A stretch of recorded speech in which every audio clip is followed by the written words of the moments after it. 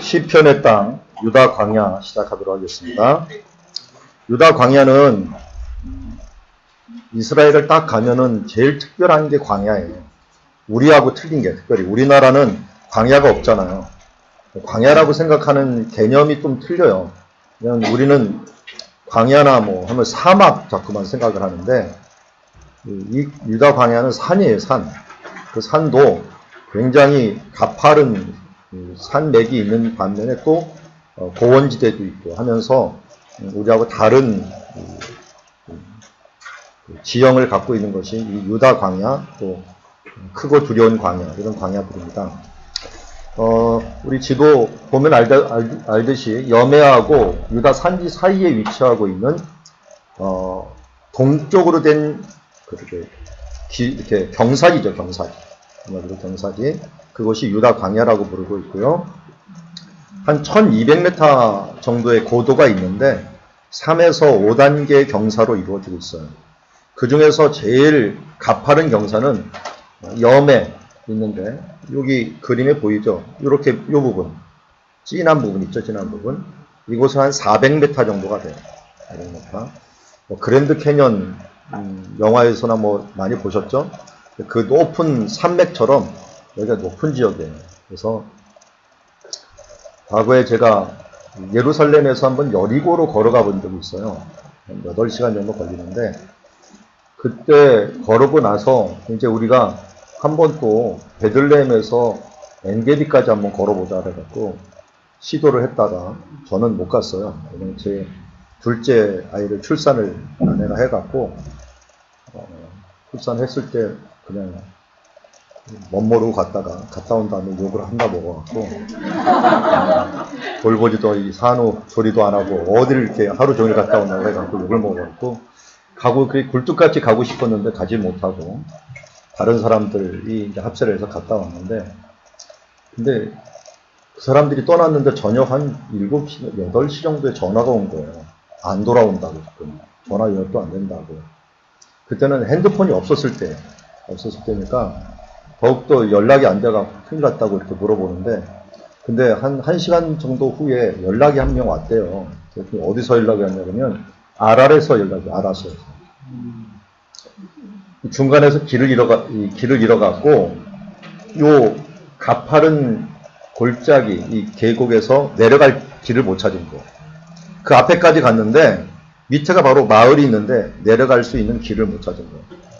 그것 때문에 그 막 썩은 물 웅덩이가 있는데 웅덩이도 막 헤치고 갔는데 수영 못하는 목사님이 있어갖고 할 수 없이 물 마시다 보면 페트병 한 4개 골라갖고 이렇게 갖고 뒤에서 밀어갖고 그 웅덩이도 건너다 보니까 거기도 길이 없어. 여기가 아니라고 다시 건너고.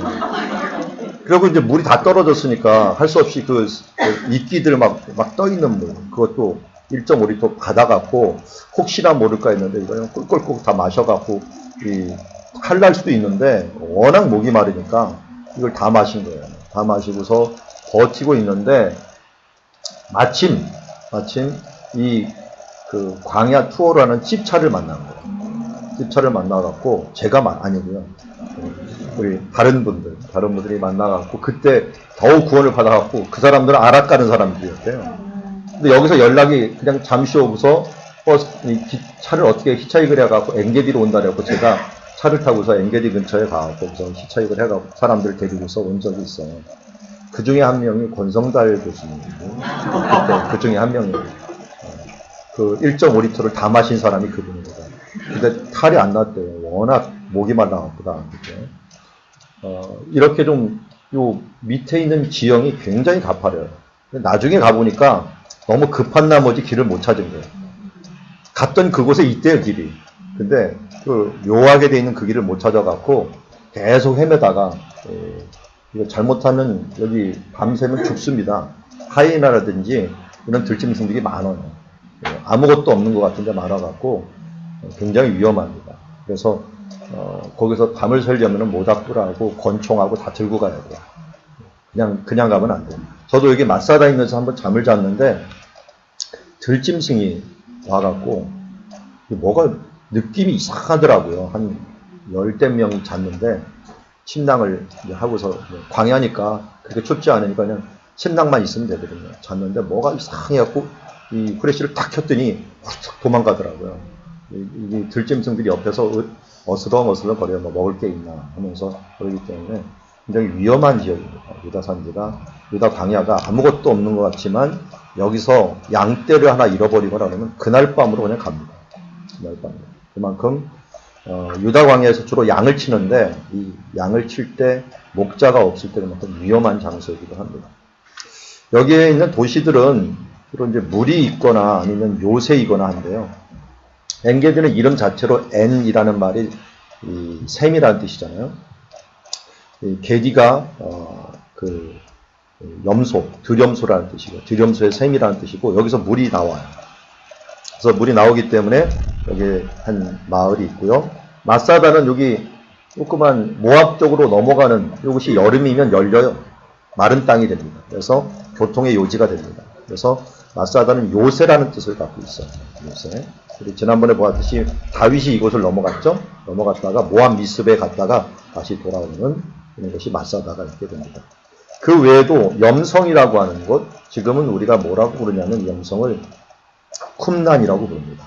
쿰란 사본이 발견된 곳, 이런 곳을 염성이라고 부릅니다. 자, 이런 이 중요한 성경에서 좀 나오는 지역들이 이곳에 위치하고 있었다는 거 하고요. 사해가 특별한 지역이죠. 사해. 여매라고, 성경에서는 여매라고만 부르고요.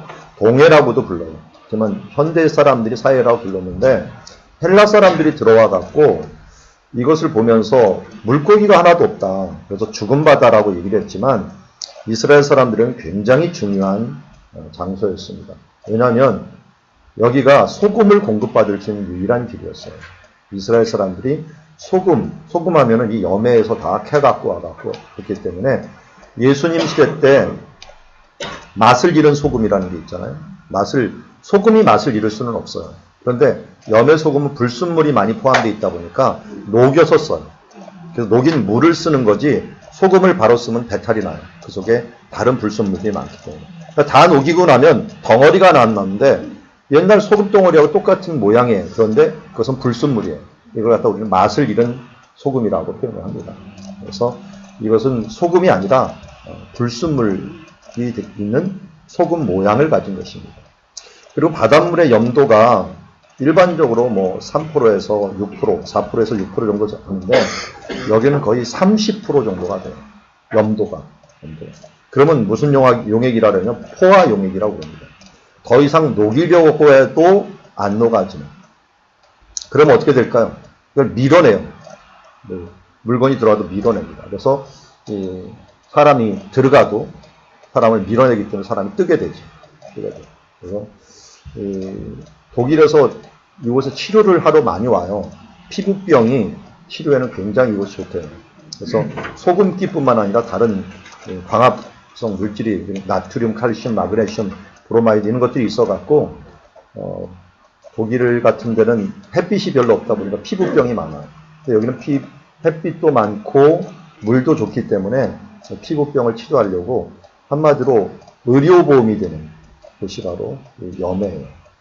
그러다 보니까 이스라엘에 나병 환자들이 많았는데 나병 환자들이 치료할 수 있는 좋은 장소 중에 하나가 또 이 염해라고 할 수가 있습니다. 물론 그 당시에는 먹을 것이 없고 힘들었지만 이곳이 그런 면에서 굉장히 좋은 장소였다 하는 걸 알 수 있고요. 한참 이렇게 막 떠올리다 보니까 사람이 아무리 거기서 떨어져 죽으려고 해도 도저히 죽을 수 없는 장소. 우울증 환자가 난 여기서 자살할 거야 해서 한번 자살해봤자 물만 먹고 죽을 수 없는 강도. 계속 올려버립니다. 계속 올려면서 시체가 항상 뜨는. 시체가 있을 수가 없어요. 괴로운 사람만 있을 뿐이죠. 그래서 계속 올라가는 장소 중에 하나고요.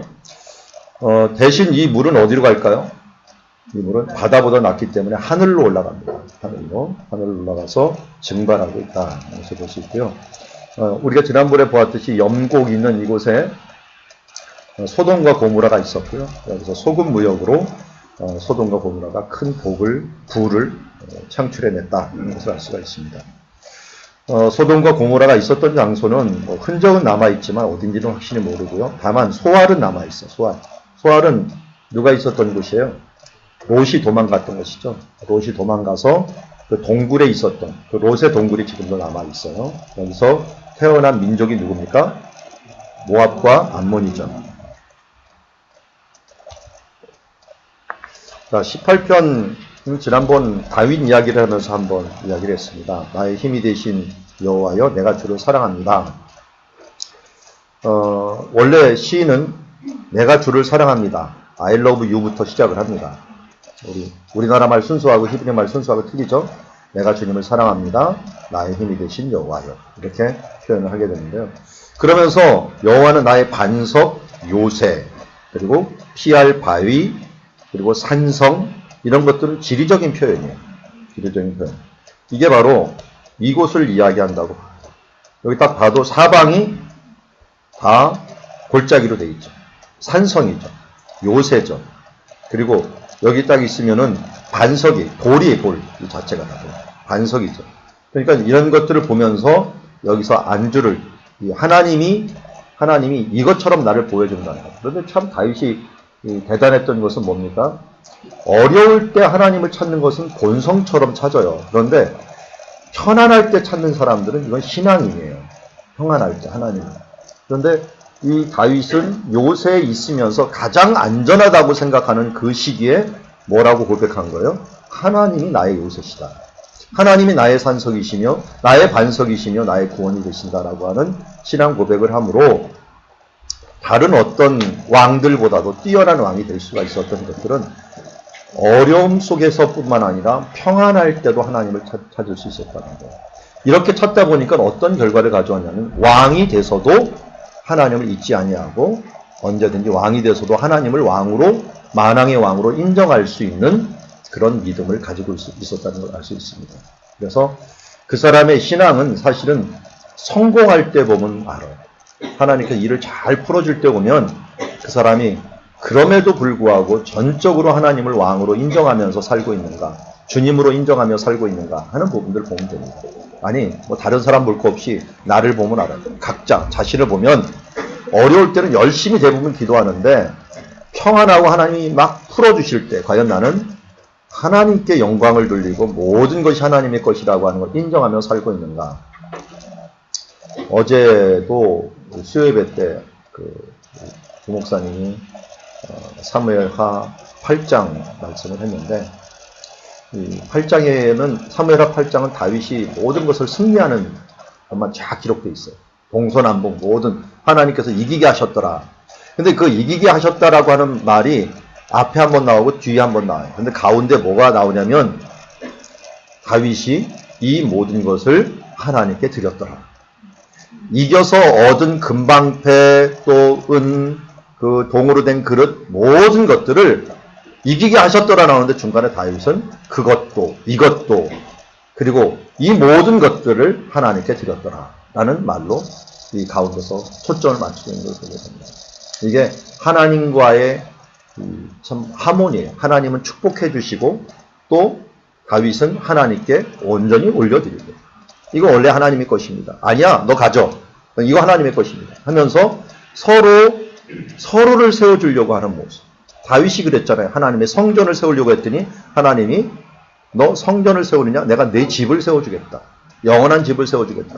다윗은 또 어떻게 했어요? 영원한 집을 세워주겠더니 거기서 끝나지 않고 하나님의 집을 세워야지 하면서 자기의 모든 일생들에 얻는 모든 물질들은 하나님의 성전을 세우는데 항상 준비가 되었어요.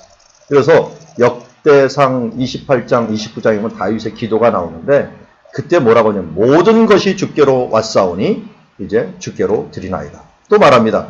하나님, 우리 이 백성들과 저가 이렇게 즐거운 마음으로 하나님께 드릴 수 있게 됨을 감사합니다 하면서 찬양하는 모습을 보게 됩니다. 이게 바로 다윗이 평안할 때도 힘들 때도 언제든지 하나님과 호흡하면서 살아왔던 신앙의 결정체라고 할 수 있을 것입니다. 그래서 우리가 이런 찬양 함께 불렀으면 좋겠습니다. 함께 할까요? 나의 힘이 되신 여호와여, 내가 주님을 사랑합니다. 주는 나의 반석이시며 나의 요새시니 것이라. 주는 나를 건지시는 나의 주 나의 하나님, 나의 피할 바이시오 나의 방패시라. 나의 하나님, 나의 하나님, 구원의 뿌리시오 나의 선성이라. 나의 하나님, 나의 하나님, 이는 나의 여호와 나의 구세주. 아멘.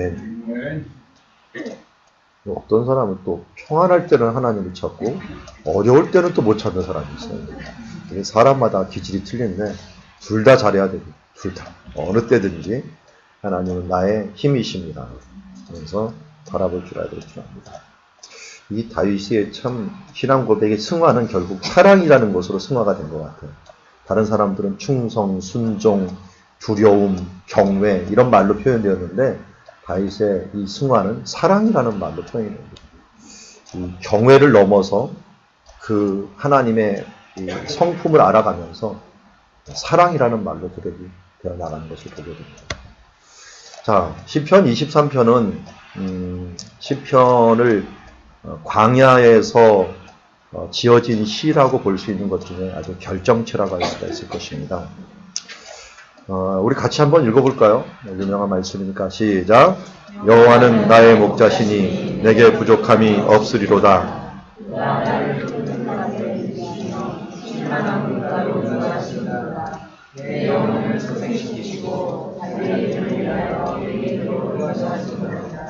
내가 사망의 음침한 골짜기로 다닐지라도 해를 두려워하지 않을 것은 나와 함께 하심이라.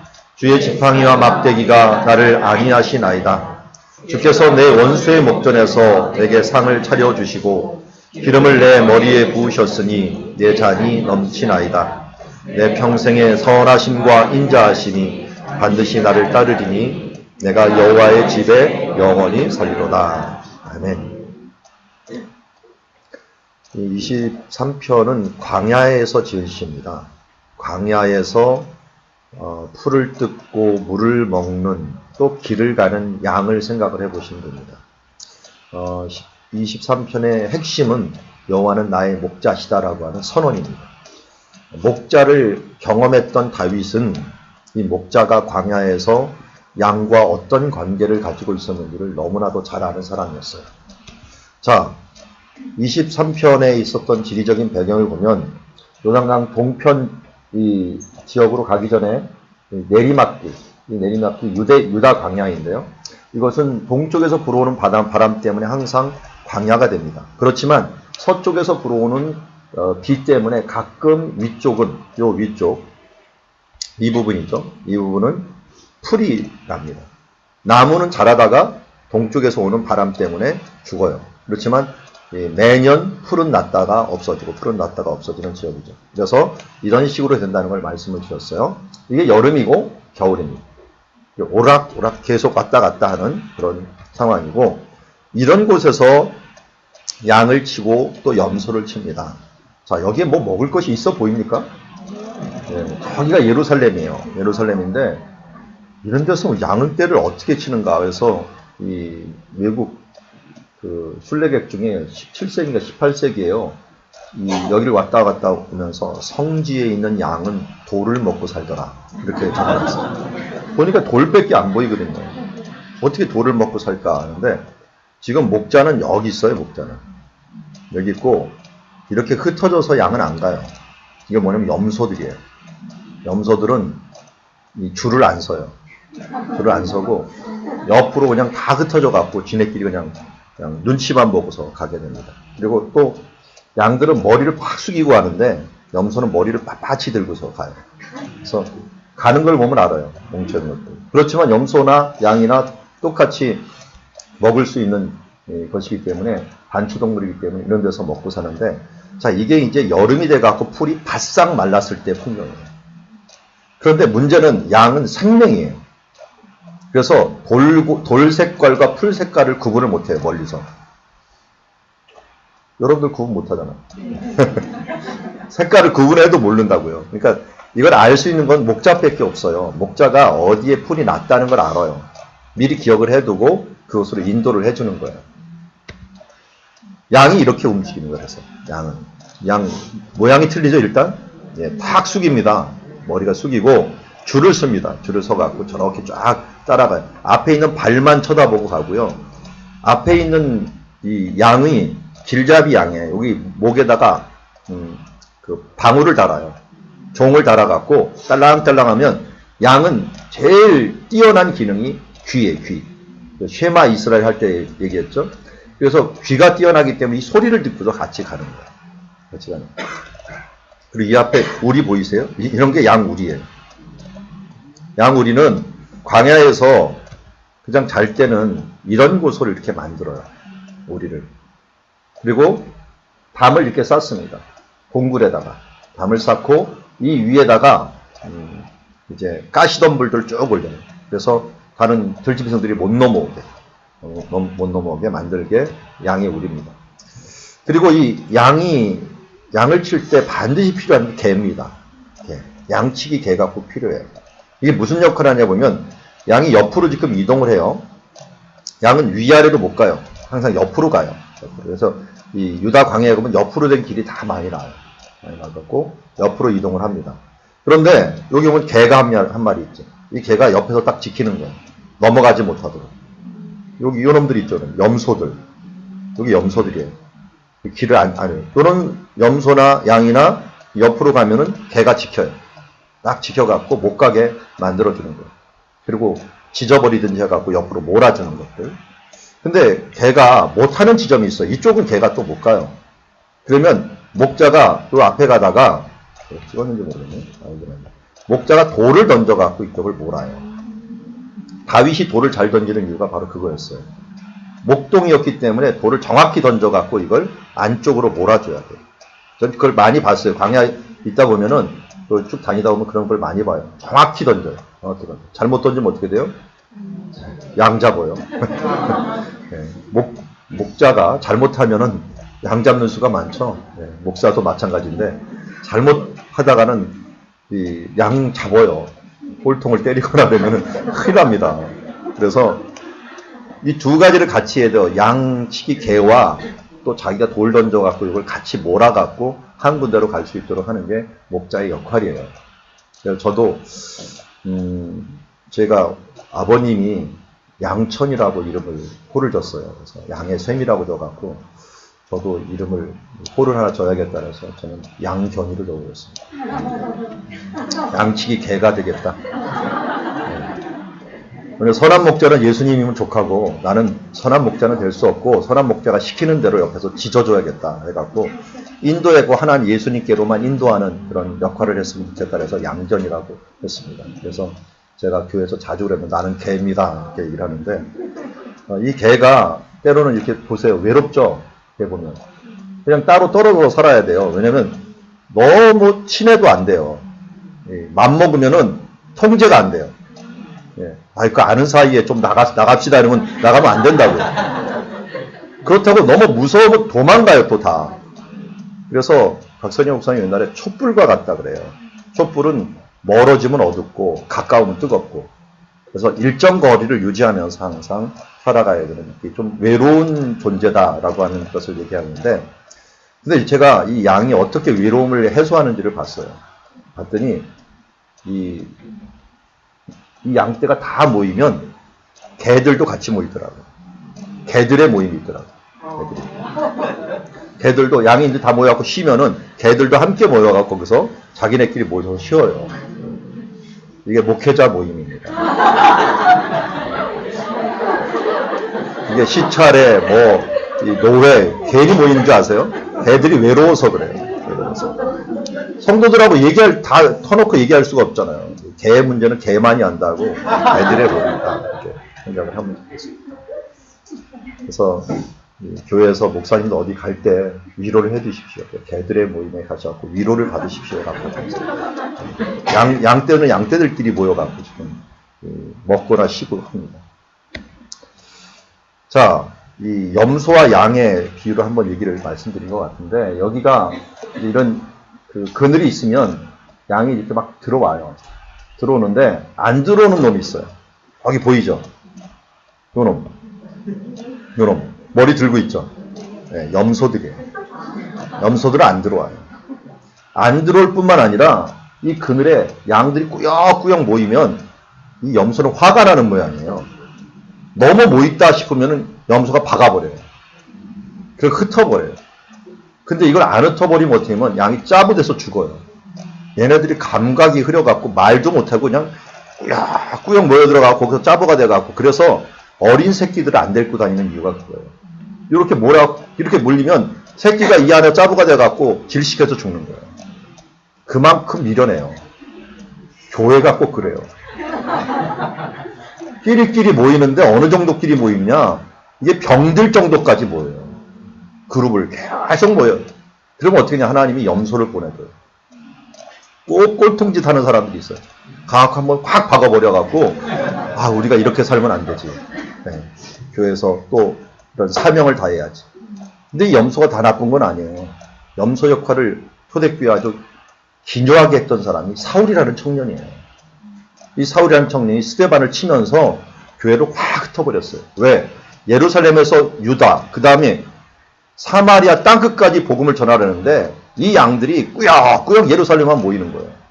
그래서 하나님이 염소를 하나 보냈는데 그 염소로 과감하게 치면서 사람들이 흩어져 갖고 사마리아로 또 온 이방 끝까지 복음을 전하게 된 것을 보게 됩니다.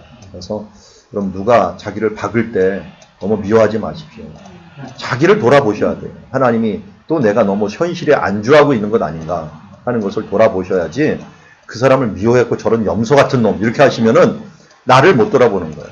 하나님이 짜부가 돼서 죽을까봐, 우리가 병들까봐 흩으신다라고 하는 거예요. 그래서 200마리당 한 마리는 반드시 집어넣어야 된답니다. 교인 200명이 되면 한 마리씩 염소가 반드시 있어야 돼요. 저희 교회도 한 200명 정도 되는데 염소가 나타날 때가 됐어요. 그게 긴장하고 있습니다. 자, 이렇게 양떼가 목자를 따라가는 모습 보세요. 제가 미스바에서 찍은 사진인데, 미스바에서 그 목자를 따라서 가야지 어떻게 해요? 푸른 풀밭으로 인도함을 받을 수 있고요. 쉴 만한 물가로 인도하는 거예요. 물가가 어딘지를 몰라요, 양떼는. 문제는 양은 머리가 나빠갖고 기억을 못해요. 이 인류 동물 중에서 집 나갔다가 집 못 들어오는 동물, 유일한 동물이 양이래요. 그래서 우리는 다 양 같아서 각기 제 길로 갔구나 이랬잖아.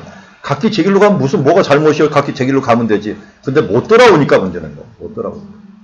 그래서 하나님이 그들을 인도하는 목자로서 역할을 해주는 거예요. 그래서 물가를 모르니까, 어딘지 모르니까 하는 거예요. 근데 물에 이끌려 가는 것들도 문제지만 찾지도 못하고, 풀밭도 못 찾죠. 이 물가도 못 찾죠. 집도 못 찾죠. 이 미련 곰탱이 같은 이런 이 양들이, 그런데 인류에서 가장 많아요. 가장 많은 동물이에요. 왜 그럴까요? 목자에 절대적으로 순종하기 때문에. 귀가 발달해갖고 목자가 그의 생명처럼 따라다니기 때문에, 목자가 생명을 걸고 보호를 해주기 때문에 이 양떼가 이 짐승들 중에서는 가장 많은 것을 보게 됩니다. 가장 약한데, 가장 미련한데 가장 많아. 그의 강점이 있기 때문이죠. 그래서 여호와를 따라가면 뭐예요? 내게 부족함이 없는 거예요. 목자가 알아서 그 광야 같은 그곳에서 풀이 어디 있는지를 아니까 그를 인도해 줍니다. 그래서 푸른 풀밭에 누워주셔요. 그래서 주변에 아무리 들짐승들이 있더라도, 이따가 나오겠지만 들짐승들이 그 주변에 원수들이 둘러싸여 있을 때도 거기서 내게 상을 차려주십니다. 푸른 풀밭이 상이잖아요. 상을 차려주시니 내 잔이 넘치나이다 하면서 감사할 수가 있는 거죠. 또 물가로 이렇게 인도해 주셔요. 물가. 어딘지도 모르는데 목자가 알아서 물가로 이렇게 인도해 줘서 마실 수 있는 것들. 왜냐하면 이 물가가 문제가 뭐냐면 유다강이나 이런 근처에 보면은 이 물가가 이런 골짜기에 있어요. 골짜기. 이걸 우리는 사망의 음침한 골짜기로 표현을 했어요. 이 사망의 음침한 골짜기로 물가로 들어가는데 여기에 당연히 뭐가 있겠어요? 당연히 들짐들이 딱 숨어져 있어요. 숨어져 있어요. 그런데 지팡이하고 막대기를 목자들이 항상 가지고 다녀요. 하나는 짧은 거, 하나는 긴 거. 그래서 짧게 오는 거, 근접전, 또 멀리 있는 거 치는 거, 또 돌까지도 짚고 다니면서 다윗이 그랬죠. 곰이나 사자가 나타나면 내가 움키거나 돌로 쳐 죽이거나 하는 일들. 물맷돌 잘 던지는 이유가 바로 양을 보호하기 위함이었어요. 이렇게 그것이 주의 지팡이와 막대기가 나를 아니하시나이다. 그전에는 자기가 목자였는데 지금은 자기가 양떼가 되는 거야. 하나님이 나의 목자시고 하면서 이 생각을, 이 상황을 그대로 그리는 것을 보게 됩니다. 여기 염소한 놈이 있어요. 여기 어디서 제가 봤냐면 제가 사진을 보여서 지금 요 밑에 있었거든요. 근데 목자가 여기 있었어요. 매매 하는데 이 염소는 제가 저 밑에서 한참 밑에 있어갖고 저도 데려올 수도 없었고 데리러 가면 도망가고. 그런데 이건 그날로 죽은 거나 마찬가지예요. 목자가 못 찾으면 죽은 거예요. 목자가 저 멀리 보이는데 나는 보이죠. 여기는 안 보이고. 근데 멀리 보이기만 소리가 들리는지 모르겠어요. 근데 목자가 못 찾고 있더라고요. 매매거리는데 요런 동굴에는 이런 짐승들이 숨어져 있어요. 이런 짐승들이 숨어져 있으니까 이거는 밤 안에 그냥 끝나버려요. 그래도 목자가 있을 때는 이 짐승들이 아무런 액션을 못 쳐요. 목자가 어떻게 그를 보호하고 있으니까. 그래서 하나 이 지팡이와 막대기가 나를 아니하신다라고 하는 것은 하나님이 이렇게 우리를 보호하신다라는 말이에요. 그리고 이렇게 원수의 목전에서 내게 상을 차려주시고 기름을 내 머리에 부으셨다라는 말도 아주 의미가 있어요. 앞에 지금 양우리가 있는데요. 양우리에서 이렇게 들어올 때, 양떼가 들어올 때요. 들어올 때 목자가 한 마리씩 오면서 체크를 해요. 어떻게 체크를 하냐? 어디 이 가시가 많거든요. 이 근처에 가시가 많으면 가시로 긁힌 곳이 있는가 하는 것을 한번 체크를 하고요. 기름을 옆에 딱 잡고 있어요. 그러다가 그 기름으로 거기를 머리나 이런 데 상처난 데를 부어주는 거예요. 부어주는 거예요. 그래서 기름으로 내 머리에 부으셨으니 내 잔이 넘치나이다 하면서 치료하시는 하나님의 모습을 보게 됩니다. 그러니까 이 목자가 얼마나 좋은지 내 평생의 선하심과 인자하심이 반드시 내가 어디를 가든지 나를 따르리니 내가 여호와의 집에 영원히 거하리로다. 내가 주님과 함께 영원히 있겠습니다. 라고 하는 이 여호와는 나의 목자라고 하는 선언이 얼마나 다윗에게는 절절했는가 하는 것들을 알려줍니다. 그리고 이런 것에 들어가면 문이 있어요. 문. 원래 이렇게 가시덤불로 문을 만드는데요. 야외에서는 이 문에는 이렇게 사람 여기 보이죠? 손이 자고 있어요. 지켜야 돼 이렇게. 문이 따로 있는 게 아니에요 사실은. 그래서 예수님이 나는 양의 문이다 라고 하면은 우리를 지키시는 분이시다 라는 뜻을 갖고 있어요.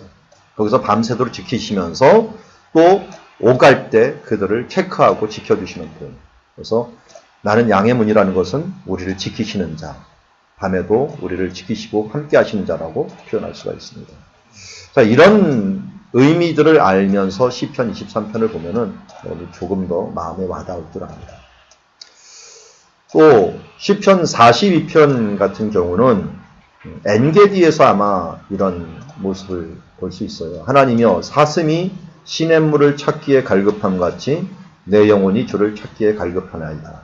내 영혼아 내가 어찌하여 낙심하며 어찌하여 내 속에서 불안하여 하는가. 너는 하나님께 소망을 두라. 나는 그가 나타나 도우심으로 말미암아 내 하나님을 여전히 찬송하리로다. 자, 이게 사슴이에요. 여기 야외에 있는 사슴인데 이 사슴들 보세요. 어디에 살고 있어요 지금? 요 절벽에 살아요. 절벽에. 들짐승들이 못 오게 절벽에 살아요. 문제는 물은 요 밑에 있어요. 여기 내려갔다간 뭐가 기다리고 있을까요? 네, 들짐승들이 딱 기다리고 있다. 물 한번 먹으러 결국 내려올 수밖에 없지. 근데 물을 뻔히 보면서도 못 내려가는 거예요. 그 사슴이 시냇물을 찾기에 갈급함이 내려가야 되나 말아야 되나, 내려가면 죽고 안 내려가려니까 목말라 죽겠고 하면서 이런 내 영혼이 갈급하여 있는 모습들을 우리가 그릴 수가 있어요. 여기 잘못 내려갔다간 그 자리에서 죽어버리기 때문에, 그래서 목마른 사슴 시냇물을 찾아 헤매듯이 내 영혼 주를 찾기에 갈급하나이다 하면서 주님을 향한 소망, 그리고 주님이 안전히 보호해 줄 것에 대한 소망, 이런 소망들이 함께 섞여 있는 우리 시라고 할 수가 있을 것입니다. 이것도 한번 부릅시다. 목마른 사슴 시내 물을 찾아 헤매이듯이 내 영혼 주를 찾기에 갈급하나이다.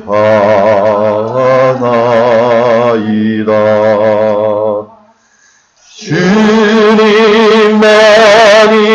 나의 힘, 나의 방패, 나의 참 소망,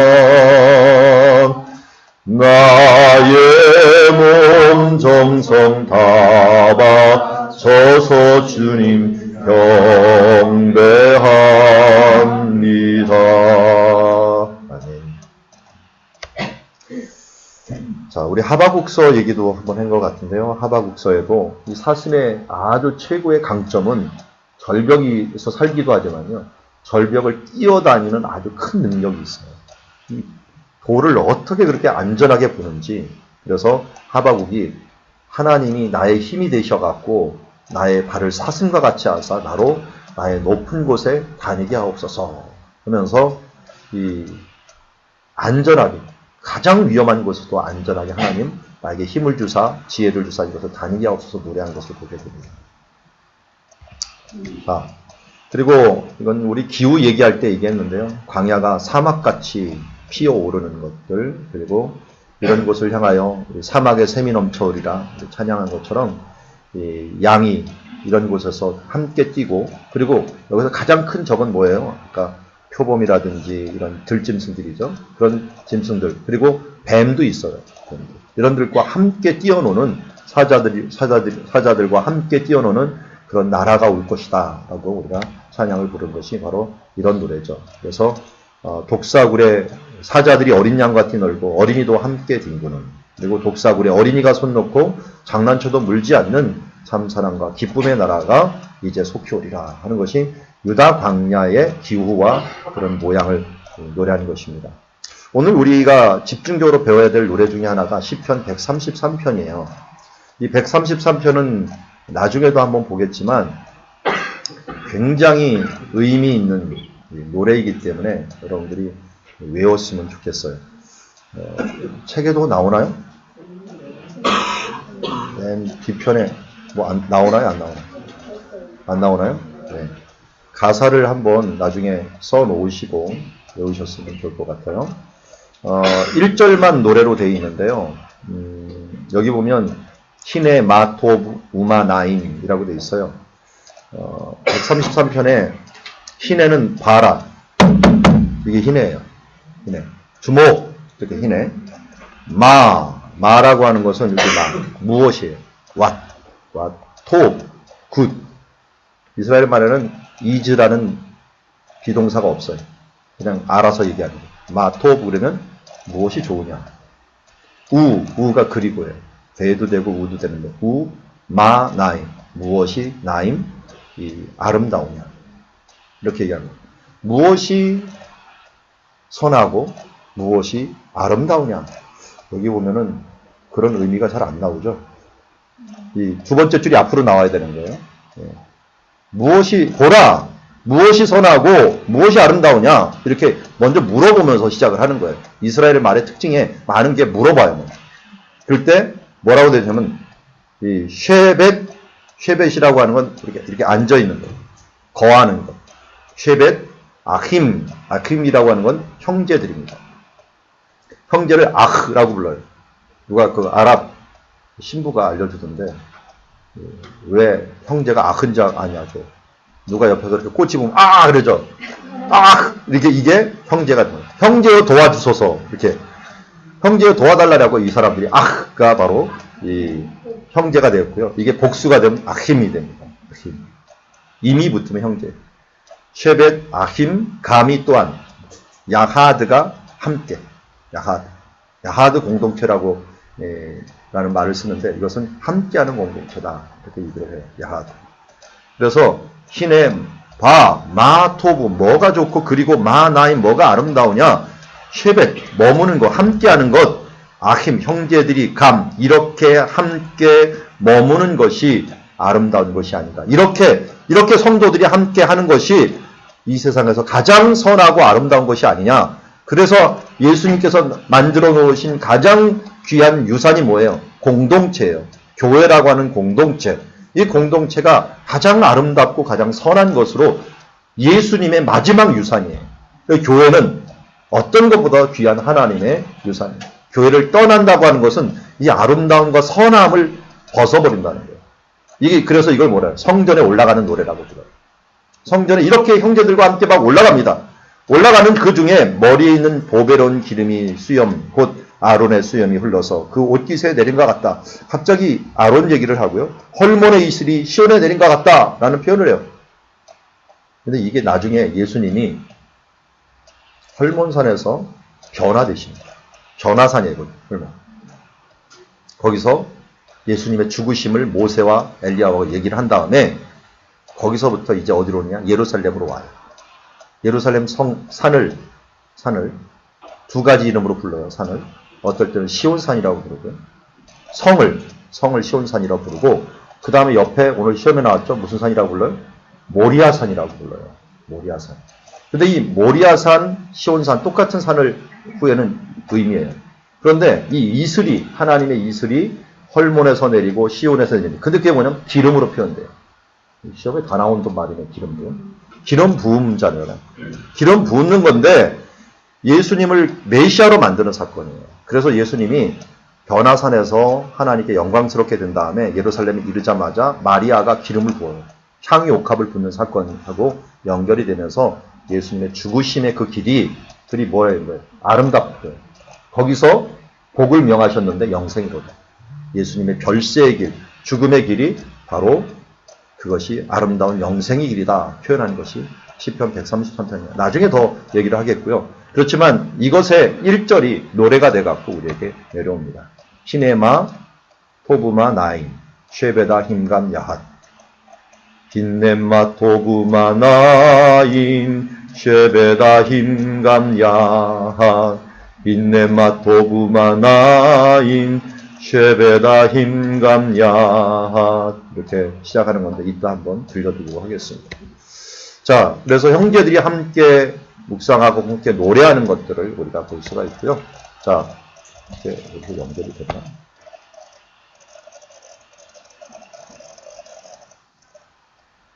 자,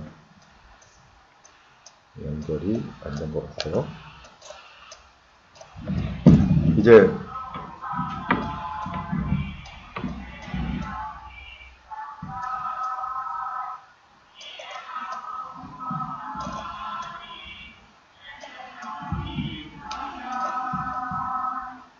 거기 누가 튼 거예요? 다른 분들 있었죠?